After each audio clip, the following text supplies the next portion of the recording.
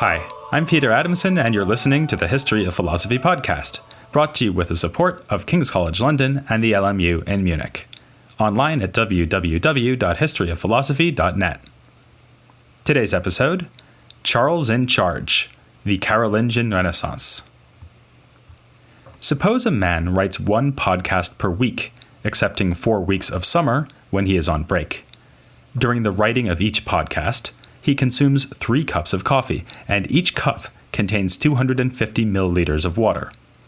If an Olympic-sized swimming pool contains 2.5 million liters of water, how many years of podcasting will it take the man to drink a swimming pool's worth of coffee? Ah yes, the word problem, mortal enemy of nearly every schoolchild, though somehow I always rather liked them when I was doing math as a kid. Whether you like them or loathe them, they go back a long way. Some of the earliest examples can be found in a text written by a man who has a strong claim to be the first significant medieval philosopher, Alcuin. He is most famous for his association with Charles the Great, usually known in English by the badly pronounced French version of that name, Charlemagne. Alcuin has been called Charles's Minister of Religious Affairs. He took a hand in formulating decrees issued in Charles's name, tutored Charles himself in philosophy, and promoted learning in Charles's vast kingdom, expressing the fond hope that Charles's court at Aachen might become a new Athens. The sort of learning Alcuin wanted to promote with the benevolent support of Charles was embodied by the liberal arts. These weren't arts that voted for left-wing politicians, not least because there was no opportunity to vote when Charles was in charge. Rather, the liberal arts were a curriculum of 7 disciplines divided into 2 groups of 3 and 4. The first 3 arts, or trivium, included grammar, rhetoric, and dialectic. The remaining 4, or quadrivium, were mathematical in nature and comprised arithmetic, geometry, music, and astronomy. This is where the word problems come in. Alcuin's little book Propositiones ad Acquendos Iuvenes, or Problems to Sharpen the Minds of the Young, is a collection of mathematical puzzles. Some demand calculation, for instance by asking the reader to multiply and add fractions of numbers of animals. Some are more like logic puzzles.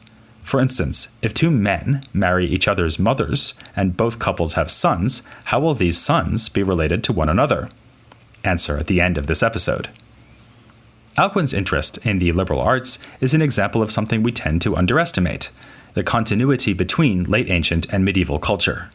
We see this in the political sphere, with Charlemagne dealing with the still existing Eastern Roman or Byzantine Empire. We see it in law, with Roman legal codes exercising influence on medieval legal codes. We see it in religion, with theological debates fought by Augustine and his contemporaries still much on the minds of medieval churchmen. And we see it in philosophy too. Alongside Aristotle, the most dominant philosophical authorities in the medieval centuries were 2 Latin Christians of the late ancient world, Augustine and Boethius. In fact, for early medieval philosophy, we can hardly distinguish between the influence of Boethius and that of Aristotle. Until a more complete set of Aristotelian works became available in the 12th century, the medievals had access only to the logical writings that had been translated into Latin and commented upon by Boethius. Other works by Boethius, his Consolation of Philosophy and series of short treatises on Christian theology, alongside the writings of Augustine, provided medievals with further indirect access to ancient thought. Then there were the more obscure Latin works that I looked at in episode 117, just before veering off to tackle philosophy in the Islamic world. Which brings us back to the liberal arts. Back then, I mentioned a Latin work called The Marriage of Mercury and Philology, written by Marcianus Capella. It depicted the 7 liberal arts disciplines as bridesmaids in attendance at an allegorical wedding, much as Boethius personified our favorite discipline as Lady Philosophy in the Consolation. Marcianus's work was very popular in the early Middle Ages, and it was only one of several texts to bring the liberal arts to the attention of men like Alcuin.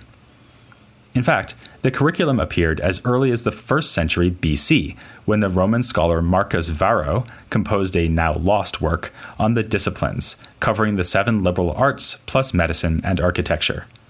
In its medieval form as a sequence of 7 disciplines, it turns up not only in Marcianus, but also in Augustine, who was in turn drawing on late ancient Platonist sources. Boethius is worth mentioning again here, since he was not only the key source for dialectic, or logic, but also wrote a text on music. And then there was another author of late antiquity who I haven't mentioned yet, but who was an absolutely crucial source of knowledge for medieval scholars. His name was Isidore of Seville, and his much-read work was entitled Etymologies. As Isidore's name tells us, he lived in Seville, where he was in fact bishop.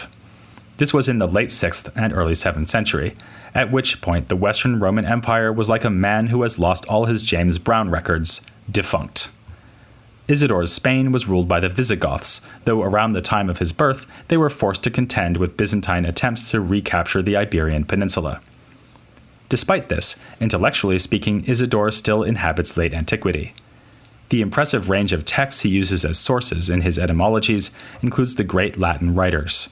He is especially fond of Virgil, Cicero, and Lucan, but cites a host of other ancient authors too, such as Ovid, Horace, and even our old Epicurean friend Lucretius. Such pagan figures weren't entirely unknown to Isidore's medieval heirs. In fact, there were medieval commentaries, not only on the pagan Marcianus, but also on works by Virgil, Ovid, Lucan, and Horace. But the medievals more usually relied on Isidore himself as a conduit for much ancient knowledge and culture. From this point of view, his etymologies could hardly have been more useful. Divided into 20 books, it begins by covering the liberal arts, before going on to the Christian religious sciences, cosmology and natural science, and finally activities like agriculture, war, shipbuilding, and food preparation. True to its name, Isidore's Etymologies is structured around words.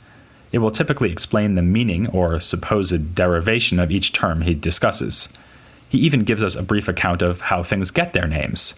There may be some underlying rationale, as with the word rex, meaning king, which comes from recte agendum, or acting correctly.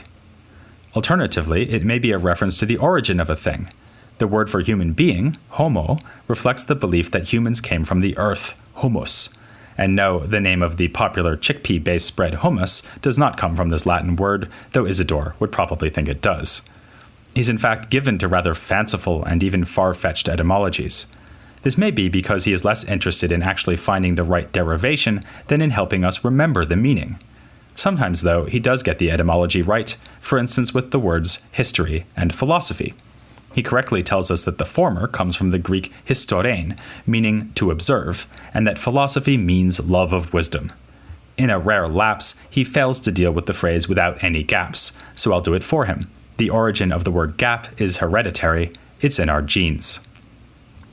While Isidore's etymologies can't exactly be described as a work of philosophy, there is quite a bit of philosophy in it. He goes through the basics of logic, echoing the ancient approach to this subject by summarizing Porphyry's Isagoge, followed by Aristotle's logical works. While going over these, he quotes the saying that when writing on interpretation, Aristotle dipped his pen in his mind. This remark would later be repeated by Charlemagne himself in the midst of a dialogue about logic with Alcuin. To some extent, we can also see Isidore's whole project as a philosophical or scientific one. He is not just telling us where words come from, he is teaching us what they mean, and about the things for which they stand. As he says himself, one of the tasks he is undertaking is the differentiation of things, by telling us the features that distinguish one thing from another. It is, for example, cruelty that distinguishes the tyrant from the king. All of this is reminiscent of far older philosophical works, for example, Plato, who told a similar story about etymology and its significance in his Cratylus, and whose dialogue The Sophist explored the idea that understanding something means finding its distinguishing features. Another figure of the very late ancient world, who loomed large in the early medieval age, was Gregory the Great. He was a contemporary of Isidore's, in fact a friend of Isidore's older brother, and Pope from the years 590 to 604. For Alcuin and other Carolingian-era thinkers, Gregory was a major authority in theology and ethics. His most significant work is a massive commentary on the Book of Job, though other works survive too, notably a set of dialogues on miraculous events. His approach to the Bible emphasized allegorical readings. Rather ironically, given that this kind of interpretation was pioneered by the Jewish writer Philo of Alexandria, Gregory claimed that allegory distinguishes the true Christian approach to the Old Testament from the overly literal understanding of the Jews. As for ethics, Gregory aspired to live his life in accordance with the monastic ideal. At one point, we looked at the so-called desert fathers, like Evagrius, who joined their Christian piety to a radical asceticism. Such radical withdrawal from the world is in the background here, but a more relevant influence on Gregory would have been Benedict, who lived in Italy in the first half of the 6th century. Benedict composed a rule, or set of instructions, for the monks under his supervision, which helped to shape Gregory's idea of the perfect religious life. All these ancient figures helped shape the philosophy and worldview of the outstanding intellectual during the reign of Charlemagne, Alcuin. For instance, Alcuin's view of ethics was deeply shaped by the monastic tradition, as we can see from the many surviving letters he wrote to fellow clergymen, giving advice on best practice in monasteries and the personal quest for virtue.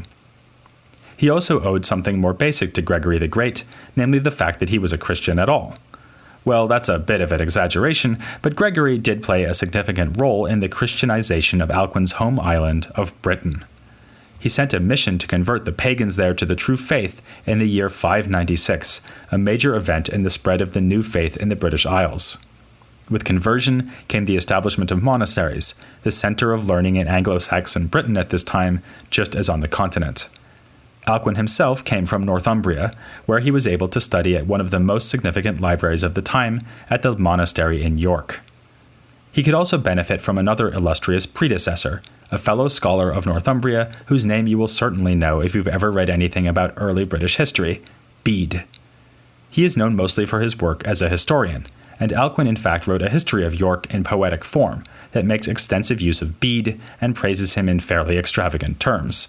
But both men were the sort of all-round scholars the liberal arts curriculum was meant to produce. They contributed not just to history, but also theology and mathematics, and tried their hand at poetry too, the main outlet for their skill in the art of rhetoric, since monks were hardly given frequent opportunities to make public speeches or argue court cases. All this activity was part and parcel of a religious vocation. For instance, both men used their competence in mathematics to write about the correct calculation of the calendar, which had such important religious implications that major political disputes could arise over the correct date of Easter. Because of Alcuin's link to the glamorous and historically pivotal court of Charlemagne, it's easy to overlook the importance of his British background for his profile as a scholar. But in fact, Alcuin did not spend that much of his life at the Frankish court. He probably joined Charles only in 786, when he was already an accomplished scholar in his mid-40s, and he thereafter returned to England for 3 years before returning to court. But even if Alcuin's scholarly personality was Northumbrian, the highlights of his scholarly output came through his association with Charles. In stark contrast to the disappointing political leadership back home, Charles was an awe-inspiring monarch who took a genuine interest in religious and intellectual issues. A treatise by Alcuin on rhetoric takes the form of a dialogue between himself and his king, and Alcuin went so far as to call Charles a philosopher steeped in liberal studies, enjoying a wisdom given to him by God. Here we catch a glimpse of a still emerging ideology that is going to occupy our attention in the coming episodes, the idea that God appoints secular kings to rule. An interesting example is a set of decrees written in Northumbria in 786, quite likely with Alcuin's involvement. These emphasize the dire sin involved in regicide, pointing out that it means killing the Lord's anointed. Alcuin's devotion to Charles is also shown by the fact that he compares him to the biblical Solomon in a short work he wrote about the soul. Elsewhere, he compares him to King David. And there's a hint of Alcuin's commitment to the ideal of kingship in his account of the soul itself. Alcuin proceeds on the principle that it is natural for humans to love God, and that this love is the same as our love for the good. Since it is the rational part of the soul that loves God, this aspect of the soul is its best part, and must rule over the body and the rest of the soul as if from a throne of royal power. This wasn't mere flattery on Alcuin's part. The parallel between reason and a just ruler goes back to Plato's Republic, and though Alcuin couldn't have read the Republic, his broadly Platonist allegiances are as clear as his allegiance to Charles. He even speaks of our mind as being trapped in our body as in a prison, another image that can be found in Plato. Alcuin's studies in York would have acquainted him with a number of late ancient authors with a broadly Platonic outlook. Not least among them was Augustine, whom Alcuin cites by name in this little treatise on the soul. In fact, he mentions having read a work by Augustine while in England, which he is now unable to get hold of in Francia. Among Alcuin's borrowings from Augustine is the idea that the powers of the soul form an image of the Trinity, with the three divine persons corresponding to understanding, will, and memory.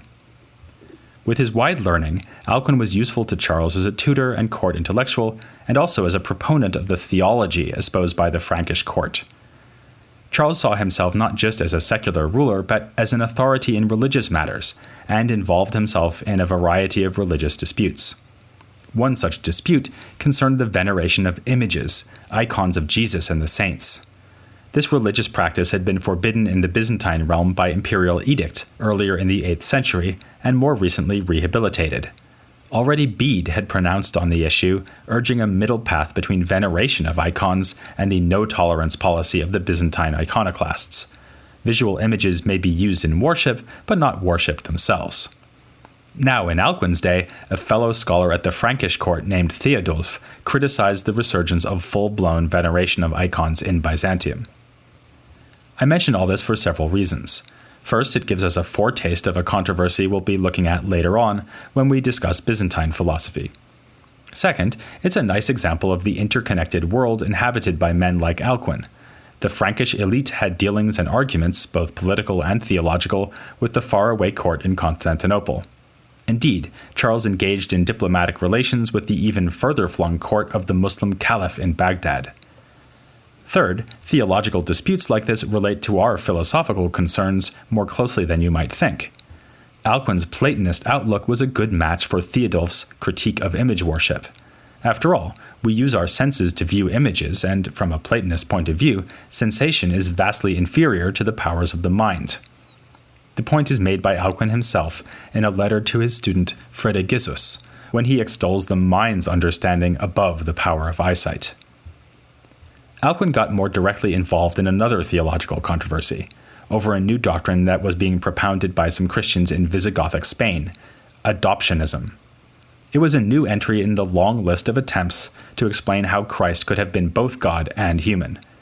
The adoptionists proposed that Christ was fully God's son insofar as he was divine, but only adopted by God as a son insofar as they share in his human nature. If this strikes you as a pretty good suggestion, then you haven't been studying your liberal arts. Alcuin wrote attacks on adoptionism and also outlined the controversy for a high-born woman, it's not entirely clear who, in a letter to her that survives today. In it, he remarks that the woman's training in dialectic will help her understand that Christ as a human cannot have been God in name only, as the adoptionists claim.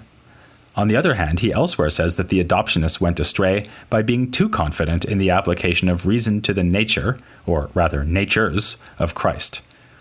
A true understanding of this matter lies beyond our capacity for rational understanding, and, as Alcuin puts it, where reason fails, there faith becomes necessary. If these arguments remind you of the controversies that raged among earlier Christian theologians, then you have been studying your history of philosophy. Along with his focus on the liberal arts, the Platonist flavor of his philosophy, the monastic flavor of his ethics, and his reading list, so heavily dominated by Augustine, Boethius, Isidore, and Gregory, among others, this can seem to make Alcuin as much a figure of late antiquity as of the Middle Ages. But that appearance is largely deceiving. It's been estimated that as much as 94% of Latin literature was lost in the wake of the fall of the Roman Empire. Without the copyists and scholars of the Carolingian period, it would have been more like 100%. They did much to save authors like Cicero, Isidore, Boethius, and Virgil from oblivion, but they lived in an age where knowledge of these authors had become very rare, and was possible only because of the labors of scholars working in religious institutions. It was a very different world from the one inhabited by even late ancient Christian thinkers like Boethius. Another crucial difference between Alcuin and Boethius is that Alcuin had no knowledge of Greek. He was thus restricted to working solely with the materials preserved in the Latin texts that had survived from late antiquity. In this, Alcuin was typical of his time, and of early medieval philosophy in general. But in the history of philosophy, every rule has an exception. In this case, the exception came from Ireland, and his name was John Scotus Eriugena. We'll begin to look at his life and work next time.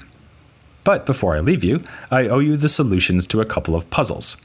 First, the one about two men who marry each other's mothers and have sons with them.